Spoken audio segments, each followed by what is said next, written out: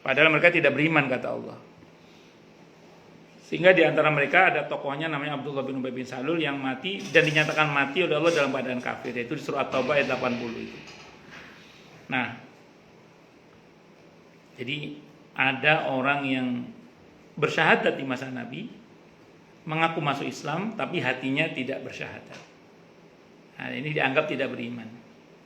Ini yang dikatakan munafik tapi sampai pada tingkatan kafir. Karena mereka hanya bersyahadat di mulut tapi tidak di hati. Nabi tidak tahu kecuali diberitahu oleh Allah. Maka surah Al-Munafikun turun untuk membongkar rahasia mereka yang begitu. Termasuk Al-Baqarah dari ayat 8 sampai ayat 20 itu. Itu menceritakan tentang orang munafik yang model ini. Itu. Tapi ada sebagian munafik itu yang dia beriman kepada Nabi kita Muhammad SAW. Jadi kalau bahasa sederhananya, dia ngeblok ke Abdullah bin Ubay bin Salul karena teman aja. Tapi sebenarnya hatinya beriman kepada Nabi kita Muhammad SAW. Mereka fasik. Mereka fasik dalam hal ini. Itu yang kata Nabi, kalau ngomong suka bohong, kalau berjanji suka ingkar, kalau kasih amanah dia khianat gitu. Hatinya dia beriman sebenarnya. Nah, kebanyakan orang munafik di masa sekarang itu nggak sampai kafir kebanyakan. Yang saya pahami ya. Karena kebanyakan mereka adalah fasik. Jadi pada ciri-ciri tadi itu, kalau ngomong suka bohong, kalau janji suka ingkar, kalau dikasih amanah dia khianat. Fasik itu dosa besar tetap. Nah, sementara kalau di masa Nabi dulu itu ada yang sampai tingkatan kafir. Ada nggak Ustaz di zaman sekarang munafik yang sampai kafir? Mungkin saja, tapi kan kita tidak tahu isi hati orang kan. Kita tidak bisa menghukumi itu. Kalau Nabi dulu ada wahyu yang turun memberitahu. Kalau kita kan tidak tahu, makanya sikap kita tetap merujuk pada lahiriahnya saja. Kalau zahirnya dia bersyahadat, KTP-nya Islam, dia sholat. Karena orang munafik itu sholat juga loh. Cuman mereka wa idza qamu ila sholati qamu kusala. Mereka malas. Dan mereka berzikir walaupun sedikit, la yadhkurunallaha illa qalila. Mereka sama. Saya kira itu ya. Wallahu a'lam bishawab. Jadi untuk yang jenis kafir itu ya khalidina fiha. Bahkan lebih parah dari orang kafir, nerakanya didek itu. Karena dia double tuh. Munafik, kafir bisa. Nah, monggo yang lain silakan. Oh, monggo. Tidak apa-apa. Yang kedua terkait muslim yang meninggal di lingkungan muslim lalu dimakamkan dengan cara non-muslim, apakah termasuk masih wafat dalam keadaan muslim, dan apabila didoakan apakah doanya sama? Ya, soal mati, yang penting dia mati dalam keadaan sebagai seorang muslim, dia terstatuskan sebagai seorang muslim. Bahwa kemudian dia dimakamkan dengan cara-cara agama sebelah, itu tidak merubah status agamanya. Kasus seperti ini beberapa kali terjadi dan itu disampaikan ke saya ya. Seperti misalnya ada seseorang udah mu'alaf, tapi terus ketika meninggal dia direbut oleh keluarganya, dimakamkan dengan cara versi agama mereka. Itu terjadi. Dan banyak yang mengalami seperti itulah. Nah, terus nanya ke saya, gimana itu Ustaz? Ya istrinya nggak berdaya, keluarga masyarakatnya nggak berdaya karena itu keluarganya gitu. Nah, maka saya hanya bisa menyampaikan, insya Allah beliau masih muslim. Kenapa? Karena matinya dalam keadaan sebagai seorang muslim. Adapun dimakamkan dengan cara agama sebelah karena lingkungannya atau karena keluarganya yang kekeh, yaitu kita tidak punya daya kan idealnya kita kan merawat jenazah beliau, tapi karena tidak punya kekuatan ya wis la yukallifullahu nafsan illa wus'aha. Insyaallah masih sampai doa kita untuk dia insyaallah. Nah, saran saya sih disolatkan jenazahnya walaupun tidak dimandikan, walaupun enggak dikafani, walaupun dengan cara gaib. Karena itu fardu kifayah. Karena kan tidak mungkin kita memandikan karena diambil oleh keluarganya. Enggak mungkin juga mengkafani karena sudah diambil keluarganya. Yang mungkin apa? Mensolatkan. Ya dan solatkan jenazahnya. Nah, saya kira itu wallahu a'lam bishawab. Nggih, sama-sama. Ada lagi yang lain mungkin silakan. Ibu biasanya. Biasanya. Oh, Monggo. Monggo silakan. Jadi dalam diri kita itu kan Pak beriringan ya, takwa sama Iya. fujur ya. Fujur dan takwa Iya, itu iya. menjadi- Falhamaha fujuraha wa taqwaha. Jadi pada saat kita takwa kita meningkat, fujur kita tertekan. Nanti ada Terus. waktunya begitu juga sebaliknya. Terus. Yang saya ingin tanyakan itu gimana ya Pak? Kadang-kadang kita merasa pada saat kita masih muda-muda kayak gini tuh kayaknya kematian tuh masih jauh gitu. Padahal sebenarnya kematian tuh di depan mata kita gitu kan. Kita nggak ada yang tahu gitu. Kalau kita ngelihat orang meninggal baru kita ada rasa takut gitu. Nanti seiring waktu lupa lagi kayaknya mau kita kejar dunia gitu. Kayak seolah-olah kita selamat gitu. Nah, yang ingin saya tahu ada nggak sih Pak biar kita tuh tersesat gitu loh. Pak, maksudnya pada saat ada keimanan kita sedang turun kayak gitu ada gitu yang biar kita ingat lagi, inline lagi gitu. Jadi jangan menjadikan maksudnya kadang-kadang kita sholat semua kita jalanin tapi jangan jadi kayak ritual gitu loh Pak, benar-benar dari hati semuanya gitu, benar-benar jadi nggak sia-sia gitu loh, benar-benar dapat pahalanya gitu.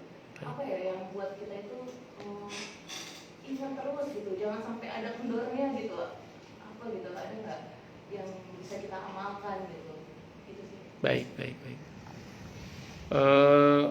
Bismillahirrahmanirrahim.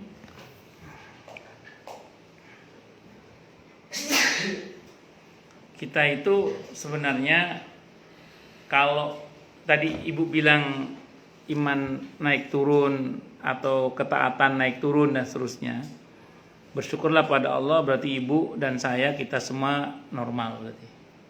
Jadi kalau keluhannya naik turun, bersyukurlah pada Allah, normal berarti. Kita masih normal. Yang bahaya itu kalau keluar masuk. Itu bahaya itu. Kalau imannya keluar masuk. Kalau bahasanya Nabi di hadis itu nanti fitnah akhir zaman itu seperti potongan gelap malam. Sehingga ada orang pagi beriman, sore kafir, sore beriman, pagi kafir. Ya. Imannya berarti apa? Keluar masuk. Itu yang bahaya. Jadi kalau naik turun itu masih normal. Dan bersyukurlah pada Allah kalau Ibu dan saya, kita semua punya kesadaran untuk ngecas kembali supaya naik kembali. Bersyukurlah kalau kita punya kesadaran itu. Bersyukurlah kalau kita punya kesadaran itu. Jadi saya ulang ya, kalau naik turun masih normal, bersyukurlah pada Allah kalau kita punya kesadaran untuk menaikkan kembali. Jadi tidak berlama-lama. Makanya gini, ini bahasanya Nabi Okamakal. Kan orang itu kalau mengalami futur itu muwalas gitu ya. Ya malas dalam ketaatan. Kalau futurnya itu jatuh pada perbuatan sunnah, dia masih selamat. Tapi kalau dia jatuh pada perbuatan maksiat, itu baru celaka. Contoh gini misalnya. Hari ini Ibu biasanya kan baca Al-Quran 3 juz misalnya ya. Jadi Ibu tiap hari 3 juz jambu, juz apuket, juz enggak bisa juz 3 juz beneran. Ya namanya orang, karena ada masa di mana aduh lagi kurang mood nih baca Al-Quran. Namanya orang ya. Oke, enggak apa-apa. Hari ini kita enggak baca Quran sebanyak itu dulu. Tapi tetap baca walaupun tidak sebanyak itu. Sehingga terus kemudian Ibu tetap baca walaupun enggak sebanyak itu. Atau Ibu alihkan dengan perbuatan yang lain. Misalnya, oke, hari ini aku tidak baca Quran dulu, tapi aku mau sedekah aja dulu. Sebagai kompensasi dari tidak baca Quran, aku tak sedekah hari ini misalnya. Artinya Ibu berusaha agar walaupun semalas-malasnya kita tetap dalam ketaatan, walaupun dalam kadar yang minimum. Kata Nabi, yang begitu masih selamat itu. Kalau pada saat minimum itu cabut nyawanya itu gimana? Nah, yang Allah lihat mujahadahnya, bertahannya dia dalam ketaatan itu.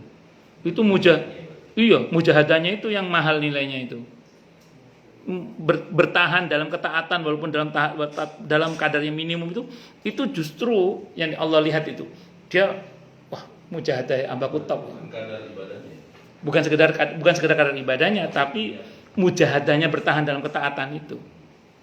Upaya bangun jatuh bangun lagi, kepleset bangun lagi, kotor mandi lagi. Upaya itu yang dilihat oleh Allah. Oh ini hambaku betul-betul dalam ketaatan. Itu mujahadahnya itu. Itu dulu. Nah, langsung sekarang saya ini sebelum saya jawab ke pertanyaan Ibu tadi, ini supaya kita paham dulu iklim kita sebagai manusia itu bagaimana. Jadi gini, istiqomahnya kita itu, Bu, konsistennya kita itu bukan konsistennya para nabi yang naik terus grafiknya nggak pernah turun. Karena imannya para nabi itu nggak ada turunnya, naik terus. Satu, kita juga bukan malaikat yang konsisten dalam kebaikan. Jadi iman itu baik terus, itu malaikat konsisten. Kita ini manusia, Bu. Kadang ada jatuh-jatuhnya. Kalau jatuh gimana? Ya bangun lagi. Kadang ada putusnya. Kalau putus sambung lagi. Kadang kita ada kotor-kotornya. Kalau kotor mandi lagi. Terus begitu sampai kapan? Sampai kita berjumpa dengan Allah. Makanya tadi saya bilang tadi, dalam titik nadir ketaatan di mana dia berusaha tetap dalam ketaatan, kok dia mati? Yang Allah lihat adalah mujahadahnya itu. Bahkan dalam kondisi yang sangat malas sekalipun dia berusaha dalam ketaatan. Saya pernah mungkin cerita di sini ya, ketika ada orang nanya, ini real pertanyaan ditanyakan ke saya. Jadi Ustadz, kalau Ustadz lagi males baca Al-Quran, apa yang Ustadz lakukan? Saya bilang, insya Allah saya tetap baca Al-Quran sambil malas, saya bilang gitu. Kalau Ustadz lagi males sholat malam, terutama buat sholat fardu, sholat malam, apa yang Ustadz lakukan? Insya Allah ya, saya tetap sholat malam sambil malas, saya bilang gitu. Kalau Ustadz lagi malas belajar, ngapain? Insya Allah saya bilang, saya tetap belajar sambil malas, saya bilang. Maksudnya sambil malas bukan berarti sholatnya malas-malasan, tetap berusaha tumaknina, syarat rukun terpenuhi. Cuman surah yang dibaca barangkali nggak sebanyak yang kalau kita lagi nggak malas gitu. Kalau lagi semangat kan baca Qur'annya banyak gitu. Kalau lagi muales ya nggak sebanyak yang kalau pas semangat itu gitu. Nah demikian juga belajar, biasanya bisa baca sekian banyak bab karena lagi mual ya hari itu kita hanya baca yang kita mau saja. Paling nggak kita tetap belajar. Nah itulah kita, Bu, sebenarnya. Makanya kata kuncinya adalah selama ibu, saya dan kita semua masih punya kesadaran untuk bangkit, itu mahal itu. Bersyukurlah pada Allah, karena itulah sejatinya yang akan buat kita insya Allah istiqomah di jalan Allah. Jadi nggak usah terlalu disesali tentang naik turunnya grafik iman kita. Yang patut kita sesali adalah kalau kita menturutkan ketika kita dalam kemalasan. Menturutkan kemalasan itu yang berbahaya. Contoh menturutkan gini, Pak. Ini ada orang pernah nanya ke saya gini. Ustadz, suami saya lagi mengalami futur, katanya. Futur itu mualas itu. Sudah 6 bulan tidak sholat. Wow, bukan futur itu, durhaka saya bilang. Kalau udah 6 bulan nggak sholat itu bukan sholat 5 waktu loh maksudnya. Itu bukan futur lagi, itu durhaka namanya. Makanya tadi saya ulang, kalau ibu masih punya kesadaran dalam ketaatan walaupun pada titik nadir yang coba ibu pertahankan, bersyukurlah pada Allah. Itu kesadaran yang mahal itu. Mujahadah kita itu yang dihargai oleh Allah. Makanya kita ini tadi ya, jatuh bangun lagi, putus sambung lagi, kotor mandi lagi. Kita ini tadi pagi mandi dengan keyakinan penuh siang ini atau sore nanti kita dekil kan. Apa yang kita lakukan? Mandi lagi. Kenapa? Karena kita butuh bersih. Kita nyapu lantai, ngepel lantai yang di rumah itu. Pagi sore kita pel. Padahal kita tahu besok ya kotor lagi. Tapi kenapa kok dipel terus? Karena kita butuh bersih. Nah, sama dengan kita, Bu. Hari ini kita sadar, kita tobat, besok kotor lagi bisa. Gimana? Ya tobat lagi. Makanya saya sering sampaikan sini kan, jangan pernah berhenti bertobat karena banyak maksiat. Tapi teruslah bertobat sampai bosan maksiat. Saya kira itu, Bu, di antaranya. Wallahu a'lam bisa. Jadi yang penting Bu paham dulu aja bahwa kita ini manusia bukan malaikat, sehingga apa yang Bu tanyakan itu masih dalam koridor yang normal. Ya, dan saya ulang tadi ya, bersyukurlah pada Allah kalau ibu, saya dan kita semua punya kesadaran untuk bangkit. Kesadaran itu yang mahal, kesadaran itu. Wallahu a'lam. Itulah pentingnya punya teman-teman yang soleh, punya teman-teman yang soleh yang mau saling mengingatkan, ya. Saya kira itu. Wallahu a'lam bishawab. Apalagi temannya namanya Pak Soleh. Saya kira itu Bu ya. Oke. Monggo yang lain silakan kalau ada.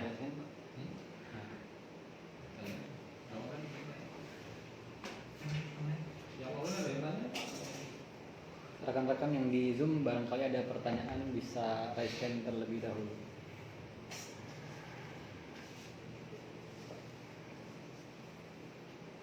Jelas semua atau tidak jelas semua? Jadi mau nanya apa nih?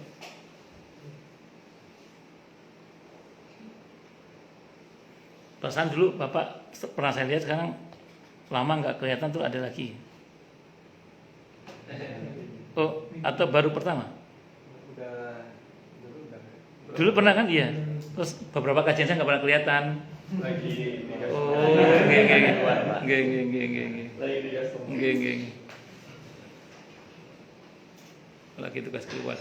Kang Didi. Kang sinten? Kang Didi. Kang Didi. Ada lagi nyawa? Oh, ini waktunya mau masak. Aku udah ngerti. Oh iya mau azan. Mungkin dicukupkan dulu atau Cukup.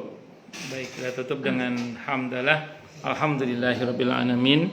Semoga kajian kita bisa bermanfaat, mubarakah fid dini wa dunya wal akhirah untuk kita, keluarga kita dan seluruh umat Islam semuanya, dan mudah-mudahan kita semua dijadikan oleh Allah sebagai orang-orang yang sukses dunia akhirat, selamat dunia akhirat, bahagia dunia akhirat, dan dipermudah setiap urusan kita oleh Allah fid dini wa dunya wal akhirah. Semoga Allah limpahkan hidayah selalu untuk kita, semoga Allah tingkatkan selalu hidayah untuk kita, dan semoga Allah berikan hidayah untuk siapapun yang melihat kita. Subhanakallahumma bihamdika asyhadu an la ilaha illa anta astaghfiruka wa atubu ilaik. Sallallahu alaihi Muhammad wa ala alihi wasallam. Saya mohon maaf. Wassalamualaikum warahmatullahi wabarakatuh.